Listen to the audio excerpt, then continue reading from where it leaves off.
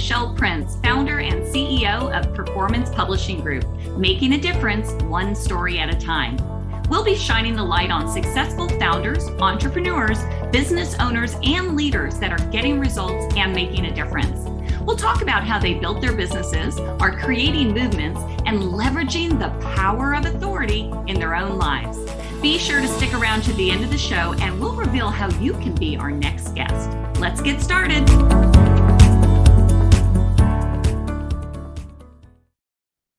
Hey everybody, it's Michelle Prince with the Power of Authority Spotlight, where we connect with successful founders, entrepreneurs, business owners, and leaders about how they built their businesses, how they're creating movements, and leveraging the power of authority in their own lives. I am so excited about my guest today. But first, this episode is brought to you by Performance Publishing Group. Performance Publishing Group provides top quality, comprehensive book publishing services for soon-to-be authors. The Performance Publishing team has helped thousands of people realize their dream of becoming an author. Will you be next? As a partner publisher, Performance Publishing can offer you more than just expert guidance. We want to make sure you get the book of your dreams and reap the rewards. To learn more, go to performancepublishinggroup.com. Okay, I cannot tell you how excited I am to introduce you to my friend, Mary Henderson. Mary started a blog to help women find wholeness physically, spiritually, and emotionally. She's had the privilege to speak into the lives of so many beautiful women in her years as a restaurant owner, personal trainer, preacher, teacher, and friend. With her blog, she creates a place where women can find inspiration, guidance, truth, some fresh perspective, but mostly just a soft place to land when life gets rough. Mary is also a published writer, which has been one of her biggest dreams from a young age, and she is so excited to share with everyone her new devotional to challenge and inspire. One of her passions is health and wellness because of some health issues she has walked through, and several years ago, she accomplished a big dream and achieved her personal trainer and health coach certifications. It has been one of the most fulfilling areas of her ministry, which morphed into a healthy meal service, and she loves to cook beautiful meals that feed the soul as well as the body, and share some of her favorite recipes, sound fitness advice, and her experience of losing over 50 pounds to get into the best shape of her life. Girl, I want to know how you did that. She is a mom of a handsome son and his beautiful wife, and Mimi to their 2 daughters. She believes Jesus is the answer to all our needs and all our questions. And her prayer is that you are blessed, inspired, challenged, and that your faith is stretched a bit further. But most of all, her desire is to see each woman dream big, girl. Welcome, Mary. Thank you so much, Michelle. I'm so excited to be here. I am so excited to have you. I mean, you and I, we've gone through a little journey together. We've known each other for several months, and had an opportunity to work with you with your book, which we'll talk more about in a minute. But just had an opportunity to meet you for the first time just a couple of days ago, and it has just been such a delight getting to know you and see all the awesome things that you're doing. Thank you. Thank you. I know I loved it. It's like we've known each other for a long time, but so it's kind of weird that we just met in person, but yeah. Totally. Yeah. Very similar thoughts about things. So, okay, well, let's just dive right in because you have quite a story, and let's just start there. Tell us about your story. Tell us, what brought you to where you are today to want to help and inspire other women. I would love to, Michelle. I like so many women have, walked through life with different voices, different opinions. And I guess I should start really with this. It's been a journey of finding my voice and finding who I am. I was born on a tiny island called Utila off the coast of Honduras in the Caribbean. And I loved, being with family and growing up with family. But for opportunity's sake, my parents moved us from there to Brooklyn, New York. Talk about culture change. We landed in the midst of winter, and, from a Caribbean island to what in the world is this? So great experiences in New York. Absolutely loved my childhood there. For opportunities, again, they brought us down south to New Orleans. And strangely, I don't think I told you this story. My husband, Bud, and I are both from the same island. We knew each other as children, but his parents moved to New Orleans, and we had that sort of segue to Brooklyn. So when I was 16 years old, we met again at a party. And like they say, the rest is history. We were married about 9 months later. Oh my goodness. Yeah, I was literally married a week the the night I graduated high school. Yeah. And so Wow. we have had just these wonderful experiences together. Um, from I was a graphic artist to begin with, and then my family, having New York style pizza in the blood, they opened up their first restaurant back in the 80s. My husband joined, and then I joined with him as well. So we've got huge, like 35 years of restaurant experience. And that's where I learned that, how to deal with people. I mean, let's just put it this way.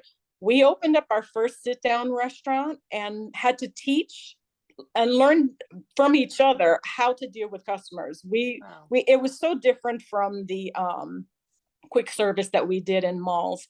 And so that was a huge journey for us, and something, like I said, that we did for a long time.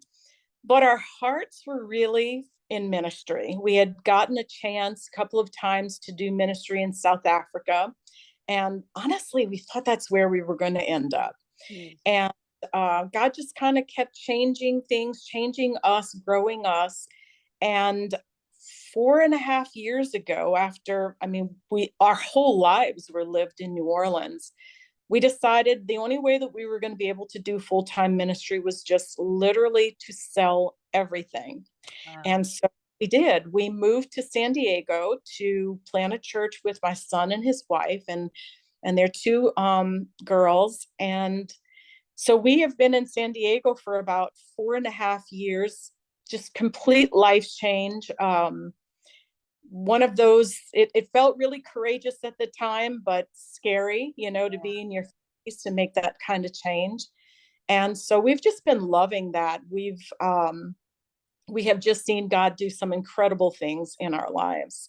And so the blog started when I moved to San Diego, because at the time in New Orleans, my day started at 4:30 a.m. with personal training at the gym, and then I'd work at the restaurant. I was over catering, and then I started the food service business for my clients, and then go back and close up at night.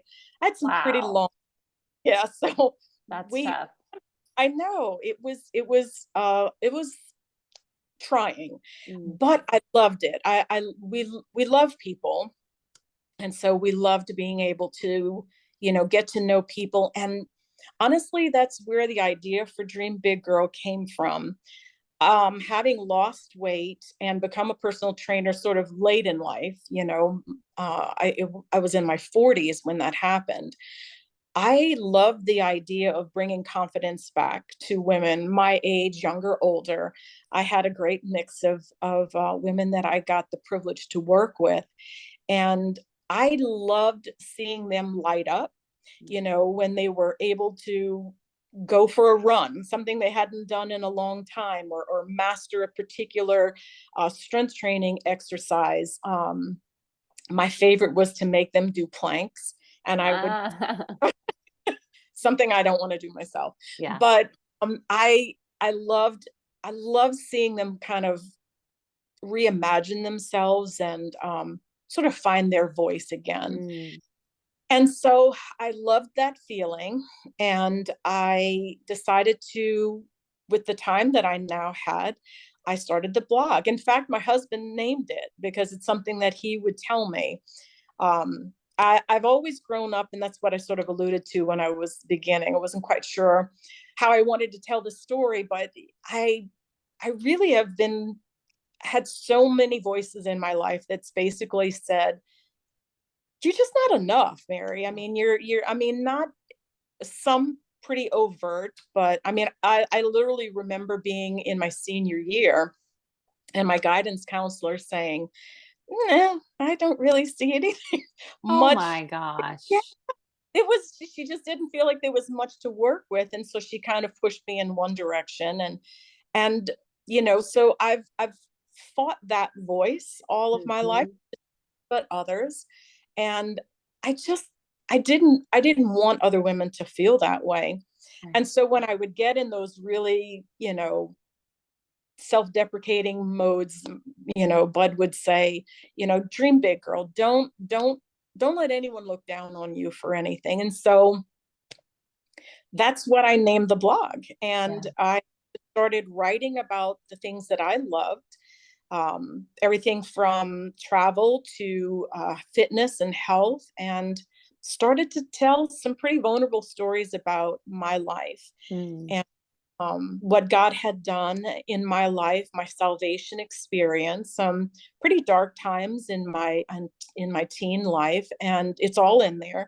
It's all in the book, and what He has brought me to, and understanding that He's created me with a purpose. Mm. And so my passion just became, I need to get this message out to other women, Yeah. because I had this favorite thing that I would do when my client would come in. I would greet them always with, "Hey, beautiful, how are you doing today?" And they would cry. I mean, they would just, "No one has said that to me in so long." And it's like, yeah, Oh, I know that feeling. yes. Yep. And I so much to bring worth back to their mentality and their life, and had no idea the impact that I made on their lives until I made this pretty sudden decision. Literally over just a period of 3 months, we decided to make the move to California, and got to hear these wonderful, incredible words from them of, what I had been able to do for them in their lives. So Oh, that's I wanted, beautiful. yeah, I wanted to continue that. And that's why I started the blog. Okay. And then the blog, eventually did become the book. So let's talk about the book. Talk about, the process you went through, how, because so many people are thinking I could never, do that. How did you make the transition from blogging to being a published author? I have always written. I wrote my first novel when I was in high school. And Wow. yeah, yeah. And I was thinking about it when I was in Bookbound the other day with you talking. And I mean, for all intents and purposes, this is my first published book. But I remember back in Brooklyn, there was during the centennial, they chose out of thousands and thousands of students poems. And I actually got in there. Oh, wow. Yeah. So, yeah. So I think I was in third grade. It was pretty at the time, seeing my name in print. But I wanted to get the message out to more women, and I really felt like the Lord was leading me in that direction and saying, this is what I want you to do with this message. Okay. In the middle of that, we faced a true tragedy on an ordinary day. Um, the Lord decided, that it was my husband's time to come home to Him, and the devastation. I think it silenced me for a long time, and when I was able to breathe again, honestly, that passion was reignited. I wanted more than ever to get that message out to women. Um, you know, I have I have beautiful friends that have been divorced and, lost spouses as well, and everything from losing a job to Yeah. health issues, and cancer, and so many things. And so I wanted the message to get out to more people, something that they could hold in their hands. And I love the idea of a devotional because I'm a journaler. Yeah. I don't think the Me word. too. I love to journal. I have them all over my house. And I love devotionals because I love the idea that on a busy day, I could just stop for 5 or 10 minutes and read something that's going to refresh me. And so that's really where the idea was born. And I was listening to a podcast. that led to an article that led to you. And when the book was pretty much written, when I met you and Jennifer and everyone on the team, but I was overwhelmed with the idea, because what you were saying, people are saying, how do you go from a blog to a book, especially having walked through that kind of deep loss. um I was stuck there for about a month. Well, more than that. I was done, and then it's like, I don't know how to self-publish this, and it just became overwhelming. And I really will always believe that God brought you and your staff into my path, because after that, it was an easy and wonderful experience, and something that I would do again and again. I have so Oh, many book ideas in my head now from yeah. being at Brown, so definitely Oh. there's more than one book in there. Oh, I have no doubt, Mary. And I just have to say, what I love about you is, you did go through something horrible that I can't even fathom, truthfully. And a lot of people listening can't. But the biggest thing is, we've all had loss. Yeah. You decided to get back up. Now, it may have taken you a month or more, which would be, which is normal. But you got Mhm. back up. And I remember when you and I first spoke on the phone, I just felt something about you and about your story. And I just felt like it needed to be told. And so I'm just Yeah. so grateful that our paths crossed and that we could help you get it out, because I know it's Me- going to help a lot of people. I felt that same way. I felt like we were definitely just sort of meant to meet. And I remember you saying that. I remember you saying that when we first met, this is something that I believe in and I want to do. And it was actually that confirmation in my heart that, I think you talked about it as well at Bookbound. Sometimes when you wrote your first book, it's like, it's just a legacy book. It's for my family. And I Yeah. sort of way, even if it was just my friends and family, and something that they could hold in their hands and hear, what God had to say to them. um, I had Yeah. no idea that it would get much bigger than that, and so I've been really blessed. It's opened up a lot of great opportunities. That's awesome. And those who are listening thinking, what is Bookbound? So Bookbound is a conference that I do just about once or twice a year to help people to get clarity on their story and get it out on paper and map it out. And but it's a lot more than just a book, for sure. Oh, But anyway, I'm so glad you were there. Let's talk about those opportunities, though, because the show is called The Power of Authority Spotlight. And I really wanted you on the show because I do want to give a spotlight. One, because I do believe in your message. I do believe in what you're doing with your ministry. And I know that there's women out there that need to hear your story to get that hope, to move forward. But you've also had some great opportunities come as a result of it. So you're building your authority, right? You're building your influence with this book. So let's talk about that. What has come as a result of you being a published author? I would love to share that. One thing that I would say before I talk about that is, at the table at Bookbound, at the table that I was at that first day, I remember a gentleman saying, I've been thinking about this for literally decades, and couldn't move forward. And he says, what am I the authority of? And all of us just looked at it. It was so funny, complete strangers, and it was almost in unison. You're the authority of your story. And so, for anyone out there who's saying, what do I have to say? What do I have to, share with people? I think our stories are so powerful. Mm-hmm. They change lives.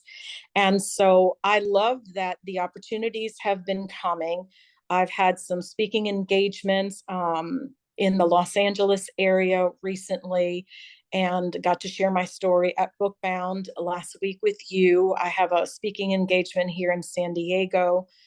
I'm, like I said, I'm from this tiny island. And one of the dreams that my husband and I had, that we have just absolutely watched God do for us, is to start a ministry there that's very much needed. And so I've been there 2 or 3 times this year already. The longest run was about 2.5 months. Just got back not long ago. And literally just in the grocery store, women coming up to me and saying, I got your book from a friend of a friend and it's changed my life. And Even if it's just Wow. one person, it's just such Mhm. a powerful thing. But I got an opportunity to speak at several women's groups while I was there as well, and an opportunity I would not have had because the leader, read the book and said, we want to hear more about what you're doing, which has led to them partnering with me in the ministry that I want to do, something that's pretty unheard of there just because of some differences. And so it's I give all glory to God. I feel like I'm just along for the ride because I'm watching with absolute awe of what he's doing. Yeah, I I am excited to know what the future is going to be. What God will open up more speaking engagements. I really, really want to get this message out that we have far more worth than we possibly could know. And there's so many women, I'm in my late 50s, and I know so many women, older than myself that sort of have this retirement mentality when it comes to spirituality. It's like, oh, I just pray for my grandkids now. No, there's mm, there's more, and I want to speak that truth into their lives. And actually, I got that chance with a woman at the last speaking engagement near Los Angeles. And she said, I'm so glad that I came to this women's conference today. I have just been waiting for someone to say, hey, it's okay to keep dreaming. Yes, I'm whatever age she is, yeah, but I have more to give. And so that's the message that I will always be yelling from the rooftops. There is for more. sure. Absolutely. And I know, I have no doubt you'll have so many more opportunities come your way. You have a podcast, so you're getting this message out in big ways. And what are some ways that people can get a hold of you and your podcast and all the great things you're doing? Yes. So the podcast, we are putting the final touches on the first 10 episodes. Literally by this weekend, it will be out, and it'll be the name of the devotional, Dream Big Girl. And so that's going to take us sort of a deeper dive into each day because it's a Mhm. 40 devotional. And I've got some great guests. You were one of them. That's excited for that. And I just want to highlight women just like you're doing in your podcast, and different people that can get the message out of the things that they're passionate about. And so the way that you can get in touch with me would be to go to my website, dreambiggirl.co. And there you will see a link to my blogs, and you will also see a link to be able to purchase the devotional. Okay, great. And you definitely want to get this devotional. People listening, don't delay. It really is amazing. And if we could just wrap with you've been through so many things in your life. You've had obviously difficulties with your husband, but you've also had so many blessings, so many encounters with God, and opportunities that have opened up. What would you leave people who are listening thinking, yeah, I don't know though. I'm not really sure. What do I have to offer? A little bit of that imposter syndrome setting in. What would you say to them to wrap up the show? I would say, if God is in it, nothing can stop it. That is one thing that I have learned. One of the other dreams that Bud and I had for our island is, we're so remote, and it's some of the teenagers coming up don't have a whole lot of opportunities. And so we always dreamed of a way to bring online classes to our teenagers for university, for college classes. It's just something that's been burning in our heart for a decade. And sitting around the table at my brother's house of what anyone else would have called a random meeting and conversation with some new friends of his, I met the man in Honduras that I will have to go through to get the permission to do this. And I tell this story because when you feel like that imposter, that what do you have to say? What do you have, but to share? Yeah. But God is in it.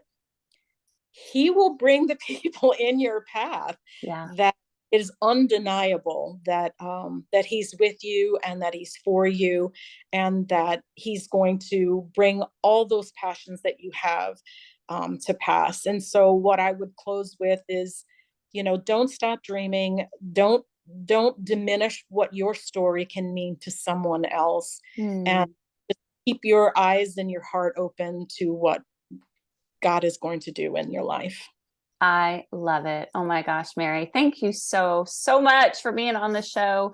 And the website is dreambiggirl.co, dreambiggirl.co. Go there, learn about what she's doing, grab the devotional. And I'll just end with, no matter if you're a girl or a guy, dream big, girl, dream big, Yeah. guy. Get out there. Life is too short. And truly, you know what? We were all created for a purpose. I do believe that our stories are how we connect with people. And so shine through your story, dream big, and we'll see you next time on the Power of Authority Spotlight.